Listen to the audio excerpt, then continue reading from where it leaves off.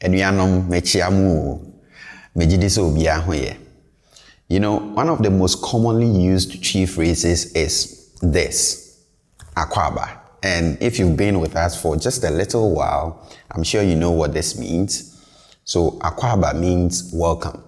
All right, welcome. So this is the phrase that we use to welcome people, you know, into our homes, into our countries, into our cities, into our towns. All right.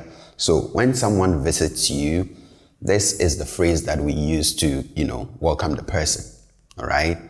Now, in English, the phrase welcome is not only used to welcome people into our folds, right? We also use this same phrase to respond to thank yous, right? So if someone shows appreciation for something that you have done for him or her, we respond to that sometimes with this phrase, you're welcome, right? Welcome. Now, this is where the problem is.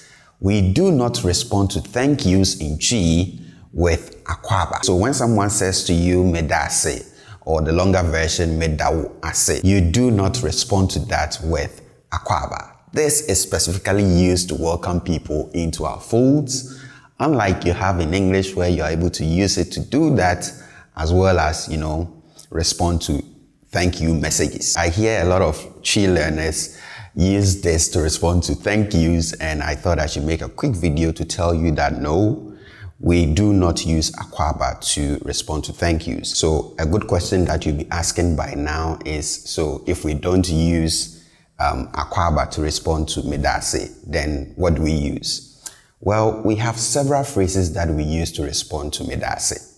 All right, and lucky for you, we have a dedicated lesson with all that in it up here. I'm leaving a link up here. We are not going to cover all that here again. So if you haven't taken that lesson, please head over to, you know, that and take that lesson. I'm sure by the time you are done, you have several to choose from.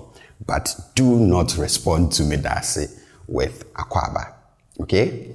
That's all I wanted to say this morning. Medase.